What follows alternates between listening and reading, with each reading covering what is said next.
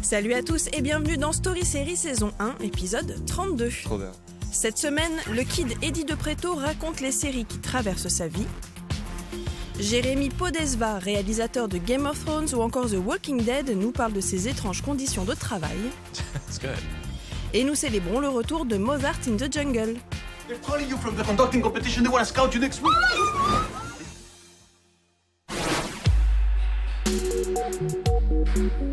Le phénomène musical de l'année a 25 ans, une tournée longue comme le bras et un album percutant et sans filtre qui allie la flamme de Jacques Brel et le flow de Frank Ocean. Cet homme, c'est Eddie de Pretto.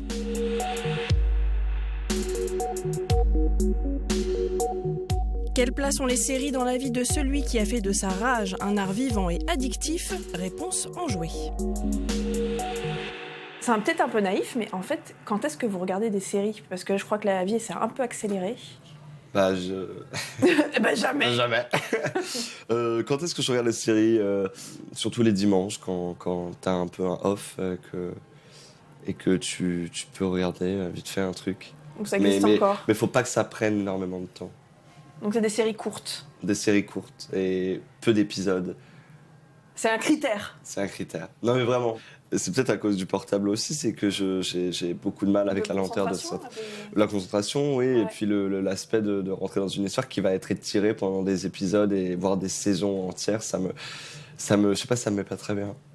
Oh, l'angoisse quoi, la peur du trop. Quoi. La peur du trop, l'ennui de... C'est quoi les derniers coups de cœur? The rest of the fucking world. Mon accent est naze. The end... Attends, je le refais. The end of the fucking world. La fin du putain de monde? Ouais, la fin du putain de monde. I'm James. I'm 17, and I'm pretty sure I'm a psychopath. School was beneath me, but it was a good place for observation and selection. I had a plan. I was going to kill someone. Hey? Qui m'ont énormément touché. Déjà, la manière dont c'est narré, comment chacune des voix prend tour à tour la parole. J'aime la gueule des personnages, j'aime la manière dont c'est filmé aussi, j'aime beaucoup ces scènes-là où on a une scène et après on la voit d'un autre point de vue avec quelqu'un d'autre qui fait sa vie. Et souvent ça se recroise pas mal dans surtout le premier épisode de cette série où justement les deux personnages vivent quelque chose de séparé, d'individuel, et ils se rencontrent et on voit chacun comment ils ont vécu la rencontre, chacun de leur point de vue. Et je sais pas, ce premier épisode, je l'ai trouvé captivant et c'est ça qui m'a attrapé. Il me faut vraiment des premiers épisodes assez forts, assez puissants et surtout très réels. J'aime cet aspect qu'on raconte la vie de vrais gens. Ce que vous faites. Ce que je fais. Dans votre musique. Dans ma musique, c'est vrai. D'où, en fait, parce qu'évidemment, on s'est renseigné un petit peu en amont, par exemple, le fait d'aimer Skins, ouais. Qui était finalement la première fois qu'on voyait des ados, comme sont des ados, quoi, ouais. Avec des boutons, avec des cheveux gras, avec de la des drogue, la fête, ouais. Les vraies craintes, les vrais questionnements, les envies, les rêves, l'innocence de tout découvrir comme une première fois, le premier baiser, le premier... Et ouais, ça m'a grave parlé. On ressentait leur inquiétude, exactement. Et c'est ça, moi, j'avais l'impression d'être comme eux, quoi.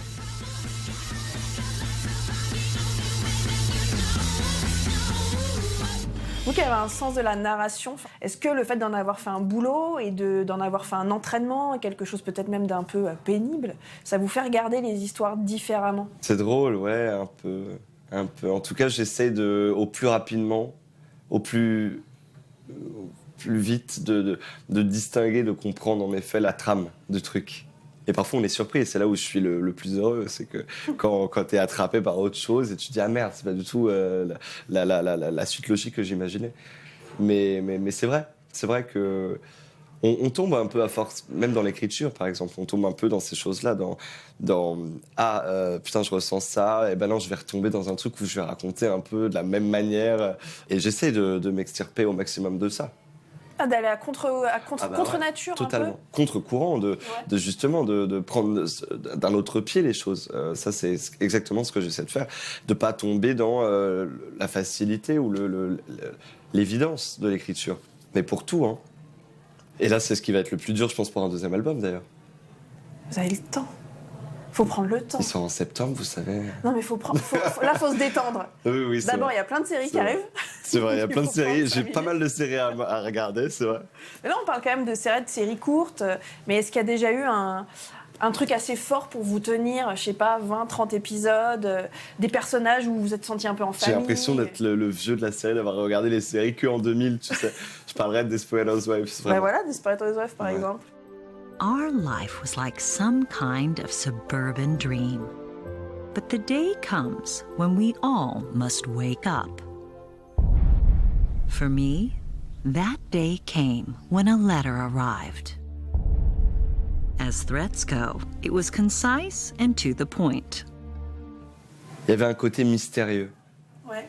Le côté thriller, tout l'aspect thriller qu'il y avait derrière. Ouais. Et moi, j'adore les thrillers. Mais tu pourras m'en conseiller, du coup, les séries thrillers. Ah, mais plein. Il y avait cet aspect méga réel et pourtant, il y avait comme toujours une petite interrogation.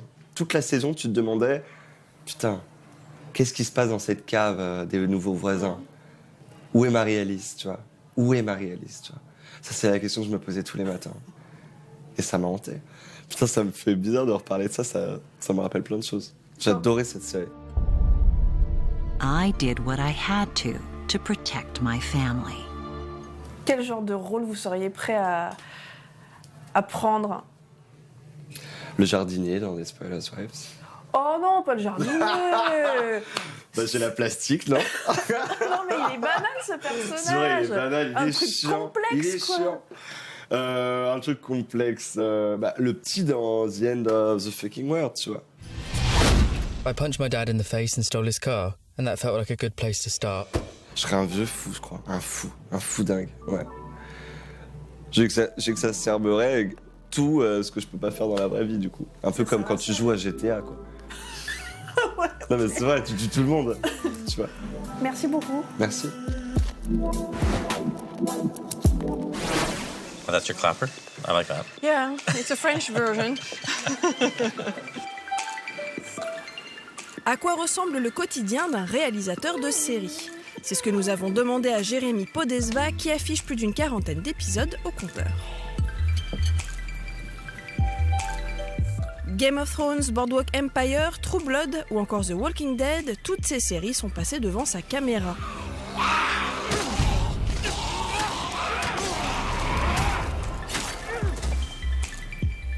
La carrière télé du réalisateur a démarré en 2001 avec Queer as Folk et Six Feet Under après un passage par le cinéma indépendant. Jérémy Podesva découvre alors un monde dans lequel il a 8 jours pour boucler un épisode de 50 minutes, quelques heures pour s'adapter à une équipe qui change d'épisode en épisode et de multiples contraintes de temps et de budget. Comment s'en sortir quand on nous demande l'impossible? Être malin et rester calme. You spend, let's say, 8 days on the show, shooting, and then you have 4 days in editing, making your cut, and then you have to leave your baby to someone else. Do you have any tricks to try and make sure that it will look like what you wanted in the first place? There's not a trick, but I have a way of working. It's a method. Yeah. And, you know, what I do in the editing is, well, okay, I should say, first of all, that I'm always in the editing room for, like, every minute of the edit. And some directors, you know, kind of give notes and they go away. And they don't, but I'm in the cutting room the entire time. I never leave. And I like to work with the editor and establish a special kind of relationship and, you know, be very, very involved in every choice of performance, on every line and where the camera is and what you're showing and not showing. And I will do one pass through the entire episode in 3 days. Mm-hmm. And then on the 4th day, we'll watch it in the morning and then do what I call go-backs, where I'll make lots of notes. And I usually screen it for other people in the cutting room. Yeah. So for the editing assistants, and so maybe if there's another editor working on other episodes, I'll bring them in to watch it so they have fresh eyes and they can give some notes. And we do that in the morning on the 4th day. And then the last day is just fixing things or making them better. And so that's kind of my method. And it seems to work very well. I suppose that if you do a show like Game of Thrones, everything you've made years to put together as a method just explodes because it's... Well, Game of Thrones is the one exception.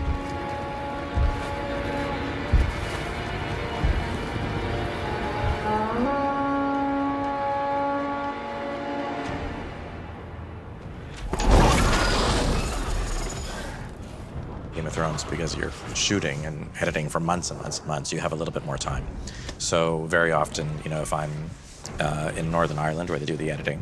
If I have a day that I'm not shooting, I'll go in and work with the editor. You know, I'm doing a day here and a day there and a couple of days there, and then at the end, maybe I'm doing a few weeks. And, you know, accumulatively, you get a lot more time to do a show. So it's more complicated, but you have more time. A lot more time, yeah, and it's good because I mean it's really like making a movie.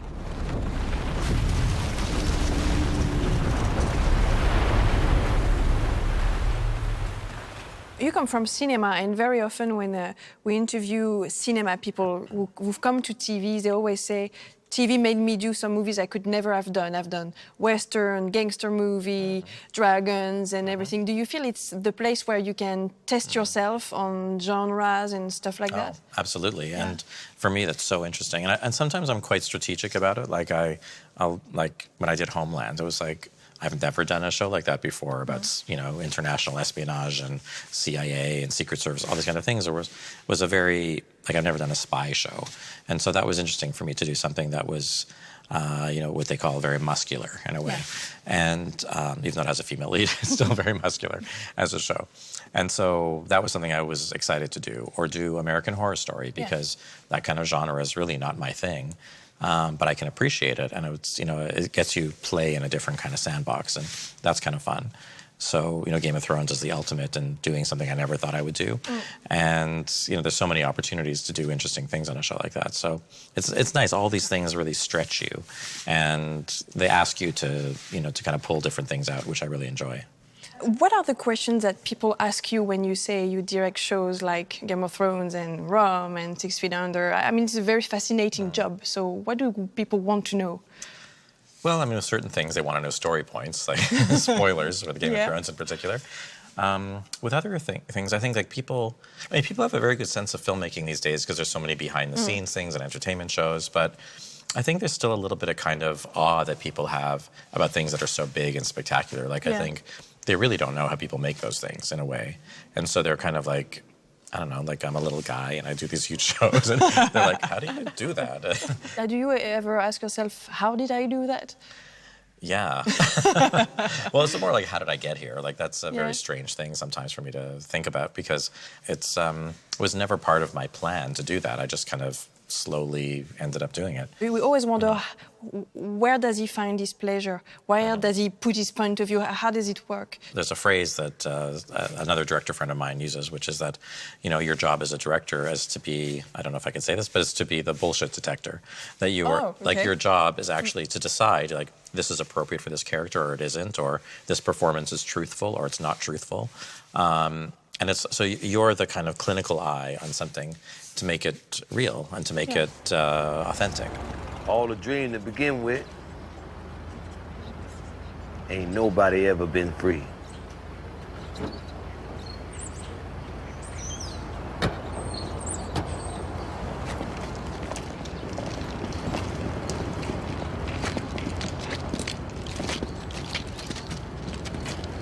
All right, then.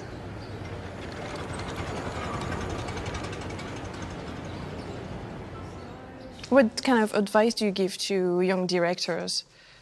My advice to young directors is always about finding your own voice. And for you to progress in your career, you have to have something to say and a way of saying it and a point of view. And I really encourage people to find their way of looking at the world and find out really deeply what they want to say, and you know, find the thing that speaks to them and try to find their way through all that.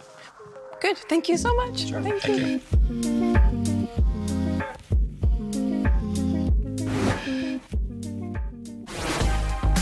Avant de se quitter, fêtons ensemble le retour de Mozart in the Jungle pour une 4e saison. Une plongée toujours aussi fraîche et loufoque dans le milieu de la musique classique, servie par un Gabriel Garcia Bernal en pleine forme. Guess what? What? They're calling you from the conducting competition. They want to scout you next week. This could change our life. Behind the podium, Hayat, just make yourself huge, bigger, like a vicious. If you blow this chance, I'm gonna kick your ass.